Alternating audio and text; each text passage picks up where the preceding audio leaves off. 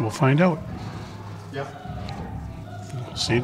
We'll see. TBD. I just want to make sure you didn't have to leave early for the Olympics or anything. No. Plan is for him to leave on Sunday.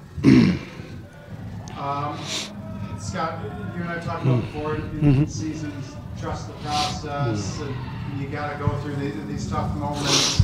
These are moments that can help you out later down the line. How are you seeing the guys handle the adversity that they're going through right now? What adversity are we going through? Well, they come off a tough weekend against Western and now heading to... Played a really good game on Saturday. It's a fine line in this league. Friday, our guys, we asked them to play a better game. We did. Tight checking game, back and forth. We had a chance in overtime. We didn't score. They do. That's the game. That's the fine line.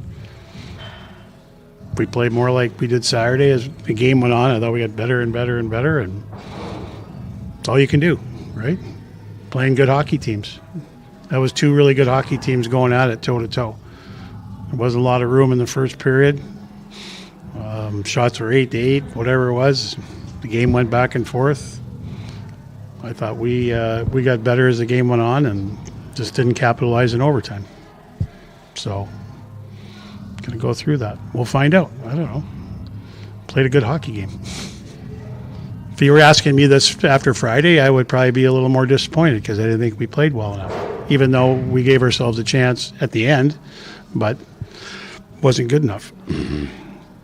Denver, what stands out to you about this team? The only time you get to see them this year, and what do the guys need to maybe do to get on the other side of that fine line you talked about? Well, they're a puck possession team. They're very poised with the puck. They play very, very well off each other. Obviously, they've got one of the top defensemen in the country.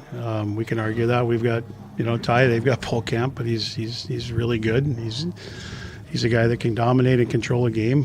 He leads the nation in shots. He's got a lot of goals, and you're going to notice them every time. I think their team is very similar to their teams in the past, some different names.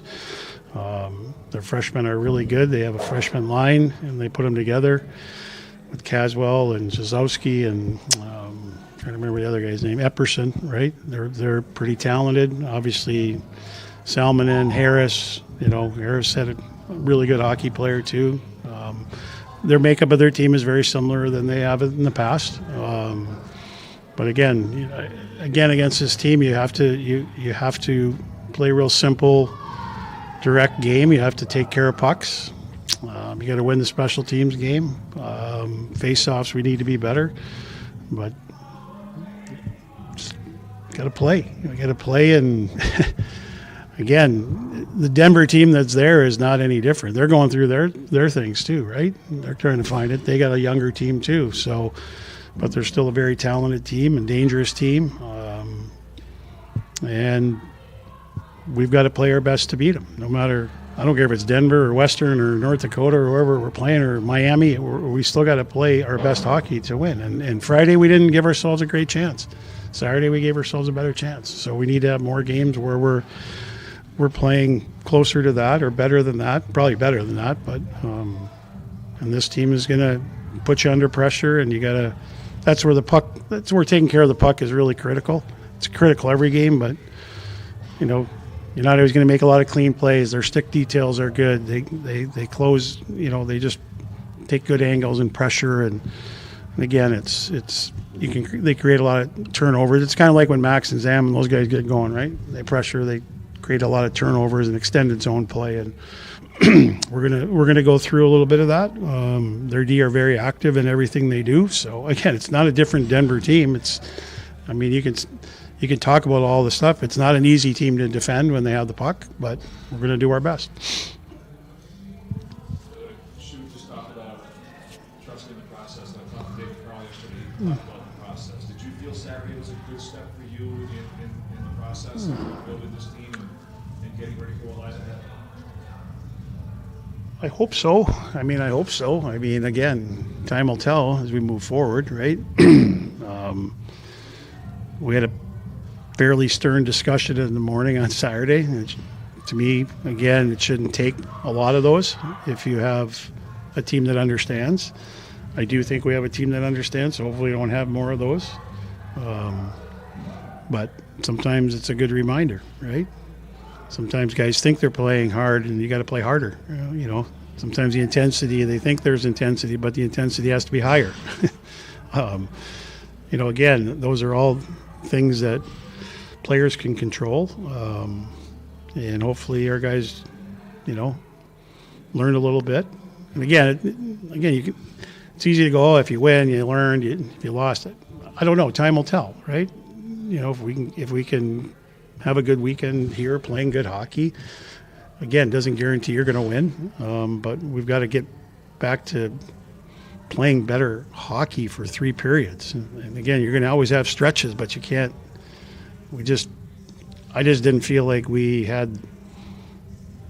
I don't know. I think Western Michigan coming off the bye week was maybe a little rusty, and I think we allowed them to get in it real quickly, and again they capitalized on some opportunities, but it wasn't like they dominated us. We never dominated them. I think the whole weekend was typical of kind of how we played them in their building, right? Close games, even though we won the first one by more than 1 goal. I don't know if it really was that, right? So. Yeah, we got to find ways to win those games. We were leading late in the game. You got to find ways to win. You know, you got an opportunity in overtime to capitalize on a power play. You got to capitalize, right? And that's hopefully we're in those situations again. We're gonna capitalize and win those games. So they're not saying that you only have to focus on their defensemen because Sam Harris had 20 goals last year. He's already proven he's capable in this league, but you know they're 1-2 in scoring or defensemen. Yeah. Yeah. How different a challenge is that than maybe what you see in a different weekend of this league? Yeah, I mean, you got to be certainly aware. You got to be aware of them. Again, you just got to try it. They're going to get their opportunities, especially Polkamp. He loves to shoot the puck, right? But he's more than that, right? He's elusive up top. Buckberger's the same way. It's a little bit like, you know, when they probably watch Z Byam play, you know, they probably get some tips from him, right? But again, you know, you can't over pursue. You got to still be aggressive on him, but you have to respect that. You have to respect who's on the ice, right? You can't just go running around. They're going to make you look stupid. You can take time and space away smartly. You can get in shot lanes and block shots, but you have to be aware of all of their decor because they really look to find that second wave a lot. They're good on entries. You know, they've always been good. They don't dump pucks a lot. They possess pucks. They have a lot of controlled entries. But they also like to hit that second wave. And if they don't hit that, puck's probably going low, and they've got guys going there too. So they're really good off the rush. They always have been.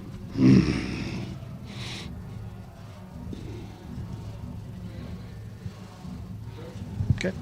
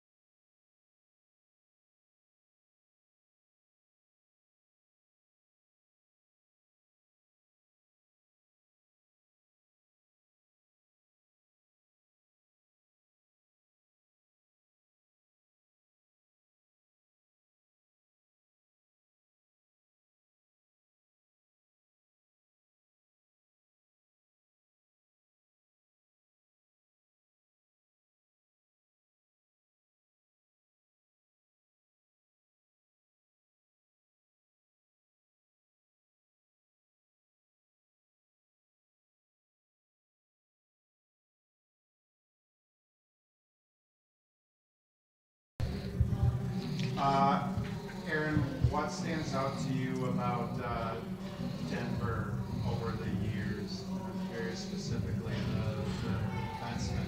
You guys have some offensive defensemen. There's some really offensive defensemen on their team this year. What stands out to you about the Pioneers this weekend? Yeah, I think it's something we know. We've talked about it. Sandy's harped on that they had some active defensemen at the point. They move around a lot. I think it's something that we know, and it's going to be a good test for us, especially with lately we've been letting up a couple more goals than we've liked, and so that's what we focused on a lot this week was our D zone, and so it's going to be a good test for us to bear down on that and shut those guys down when we can.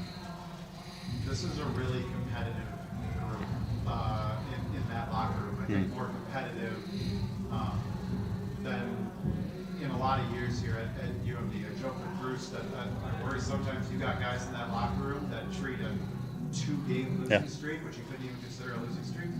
They may treat it like it's a 6-game one. How do you let guys not get too focused on that and maybe look at, Coach love to use the phrase, trust the process. You guys got better Friday to Saturday. You put yourselves in a much better position to win Saturday. How do you guys focus on that maybe and not so much always the results?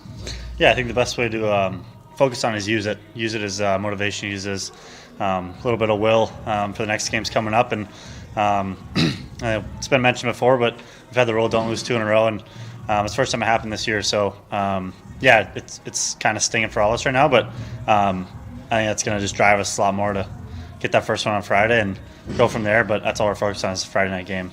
I think most teams, it's a rule you hear a lot, don't lose 2 in a row, but it didn't happen to you guys in January. Most teams would be happy with that, but I'm guessing you guys, but you said it's still stinking. Yeah, right? Yeah, for sure. Yeah, I mean, yeah, it didn't happen late, but it's kind of been up and down lately.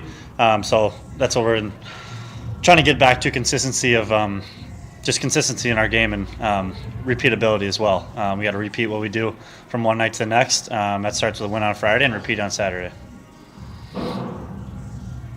Find yourself kind of buying into more of being a defender this year because you look at the stats, it's kind of, it's a down year on your offensive input, and I know that was kind of your bread and butter from high school until a few years ago.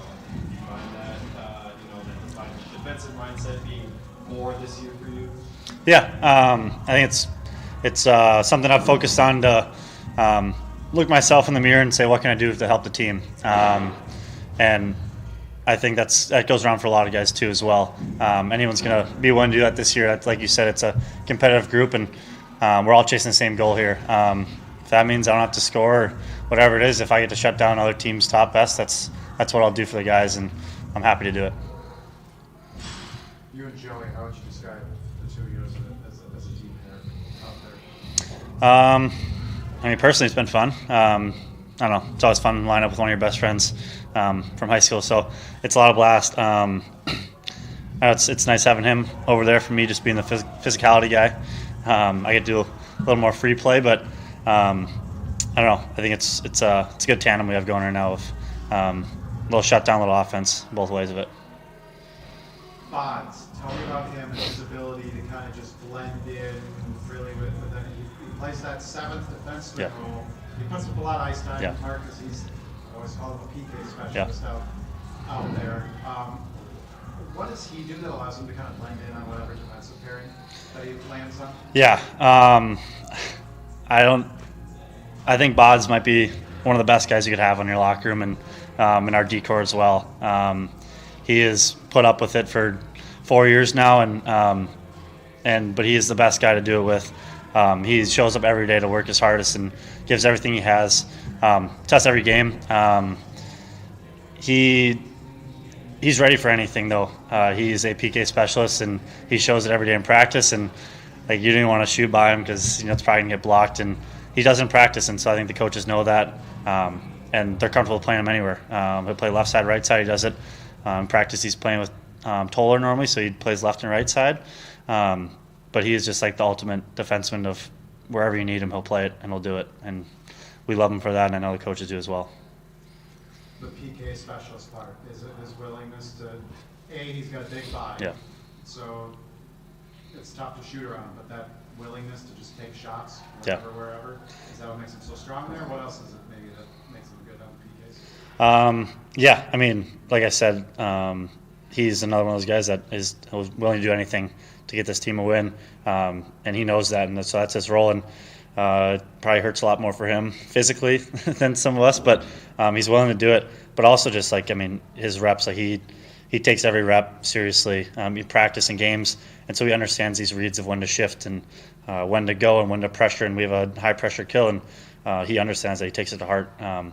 And I know Joey likes playing with him out there for when they get reps, because it's 2 goalies out there in front of our only goalie. So there's a lot of blocking shots going on. I would not be a fan of going against that penalty kill. No. How have you seen how Brady Cleveland kind of grow since he's been here? We're seeing his role increase. Each week it seems like on the blue line. And I actually thought against Western maybe he had one of his best Yeah. days here this season. Yeah, he just has looked so much more comfortable every weekend. It's one of those things where he's finding his role and what the coaches want him to do, and I think he found his role and he found his place here at UMD as well. And I know it's a little 1-2 punch with him and Seatman, and Seatman's a pretty offensive forward guy, and so I know he likes having Cleveland back there. He'll stay at home, and he always has his back. As well as just the physicality part. He's always he's a threat out there to scare a team a little bit, and knows he's going to bring it every game. And I know from past playing him, it's not fun. Like he's out there. So when he brings that physicality, it just brings everyone going. You're a much bigger fan of him being on your Yeah. team instead of taking hits from him. 100%. Yeah, I mean, last year in CC, I think he had about 3 big hits on Max, Joey, Perkins, and then he was with us the next year, and so I know those guys are for sure happy that they don't take those hits anymore. Yeah. Thanks, Aaron. Thanks. Yeah, of course.